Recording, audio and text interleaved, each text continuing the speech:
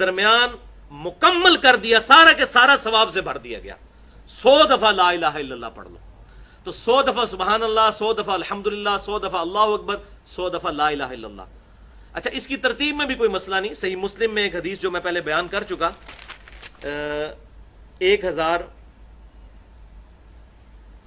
5601 کہ آپ صلی اللہ علیہ وسلم نے فرمایا کہ اللہ تعالیٰ کو یہ 4 کلمات محبوب ترین ہیں، اس میں آگے الفاظ ہیں چاہے ان کو آگے پیچھے کر کے بھی پڑھ لو اس کا ثواب اسی طرح رہے گا۔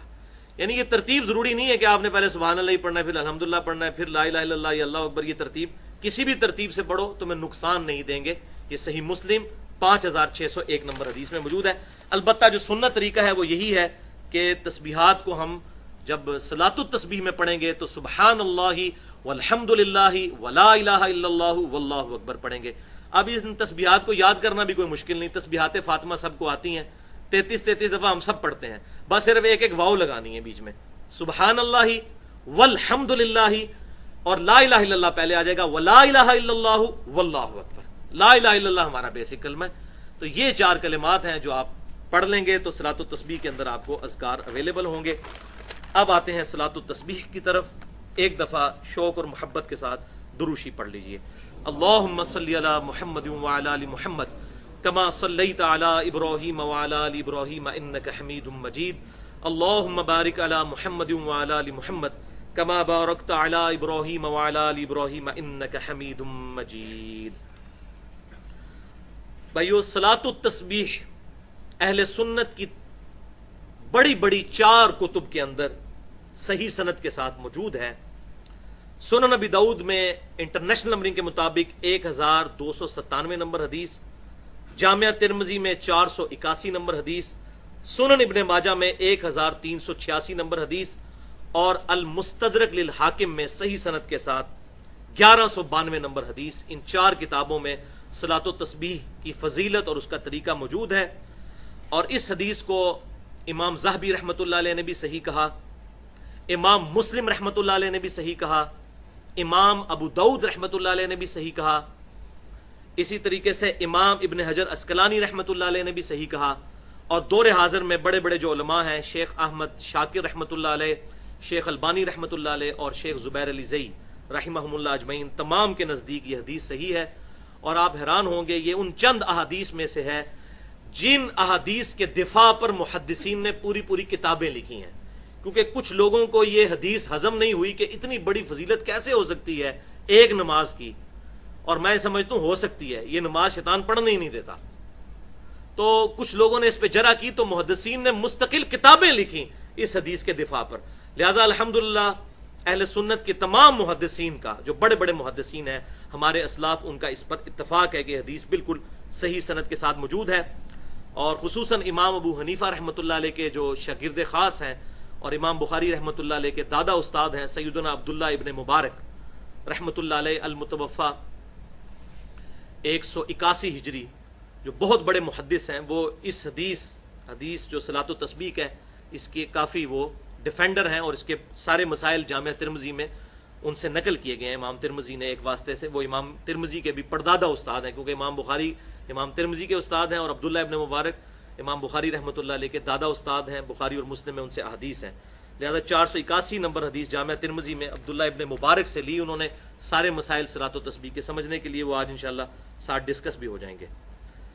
بھائیو، امام کائنات سید الاولین والآخرین شفیع المذنبین رحمۃ للعالمین سیدنا و مولانا امام اعظم محمد رسول اللہ صلی اللہ علیہ وسلم نے اپنے چچا عباس ابن عبد المطلب رضی اللہ تعالی عنہ کو مخاطب کر کر ارشاد فرمایا۔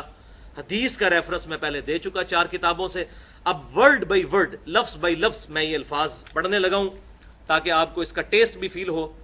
آپ صلی اللہ علیہ وسلم نے اپنے چچا سے فرمایا، چچا جان، کیا میں آپ کو کچھ عنایت نہ کروں؟ کیا میں آپ کو کوئی تحفہ پیش نہ کروں؟ کیا میں آپ کو اس عمل کی وجہ سے 10 خصلتوں والا اچھا انسان نہ بنا دوں؟ یہ 10 خصلتیں اس میں آ جائیں گی، جوڑوں کی شکل میں 5 جوڑے آئیں گے اور وہ 10 خصلتیں بن جائیں گی۔ میں گنتا جاتا ہوں۔ تو پھر آپ صلی اللہ علیہ وسلم نے ارشاد فرمایا کہ جب اے چچا جان آپ یہ عمل کر لیں گے تو نمبر 1، اللہ آپ کے اگلے اور پچھلے، نمبر 2 پرانے اور نئے، نمبر 3 جان بوجھ کر کیے یا انجانے میں کیے، نمبر 4 چھوٹے اور بڑے، چھوٹے اور بڑے کبیرہ بھی، اور نمبر 5 چھپے ہوئے اور ظاہر تمام گناہ معاف کر دے گا۔ اب یہ 5 جوڑیاں آئیں اور 10 خصلتیں جو آپ صلی اللہ علیہ وسلم نے ارشاد فرمائی تھی وہ اس میں پوری ہو گئی، الحمدللہ۔ مجھے بتائیں یہ فضیلت آج تک کسی عمل کے لیے سنی؟ صرف 50 منٹ سے 1 گھنٹے کا عمل ہے، اگر آہستہ آہستہ کریں، تھوڑی سپیڈ سے کریں تو 40 منٹ میں۔ اللہ اکبر۔ پھر آپ صلی اللہ علیہ وسلم نے ارشاد فرمایا چچا جان 4 رکعتیں اس طرح ادا کریں نفل نماز کی کہ ہر رکعت میں سورۃ الفاتحہ اور ایک سورت پڑھیں، اور جب آپ قرات سے فارغ ہو جائیں تو قیام کی حالت میں یہ کلمات 15 دفعہ پڑھیں، سبحان اللہ والحمد للہ ولا الہ الا اللہ واللہ اکبر۔ بس یہ ایک جگہ ہے جہاں پر 15 دفعہ پڑھنا ہے، باقی پوری نماز میں 10 دفعہ، قیام میں 15 دفعہ، سورت سے فارغ ہونے کے بعد رکوع میں جانے سے پہلے۔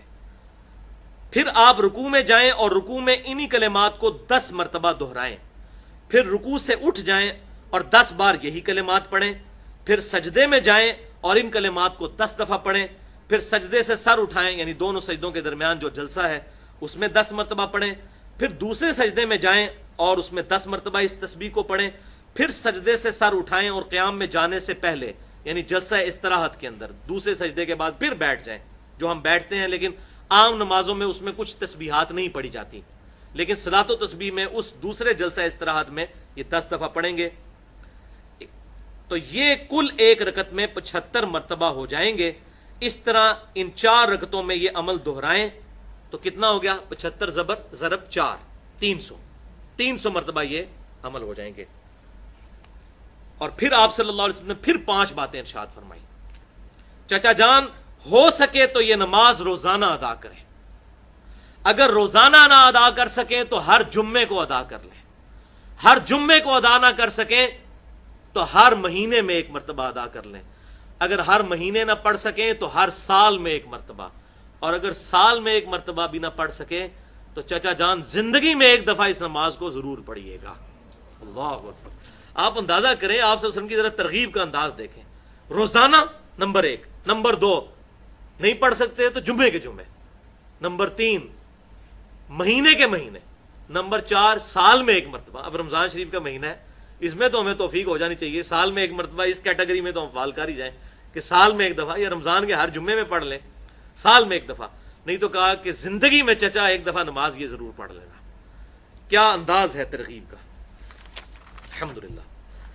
اب اسی کانٹیکسٹ میں آخر میں صلاۃ و تسبیح سے ریلیٹڈ 8 صحیح احکام و مسائل بیان کروں گا، تاکہ اس میں جو اختلافی مسائل ہیں وہ بھی کور ہو جائیں، جو کیوریز ہیں وہ بھی ریزالو ہو جائیں، لیکن ایک دفعہ طریقے کو ریپیٹ کر لیتے ہیں۔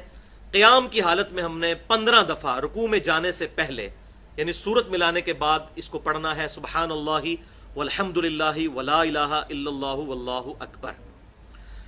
اس کے بعد رکوع میں جانے کے بعد رکوع کی تسبیحات پڑھنے کے بعد وہ آگے آ بھی جائے گا، 10 دفعہ پڑھنا ہے۔ کتنے ہو گئے؟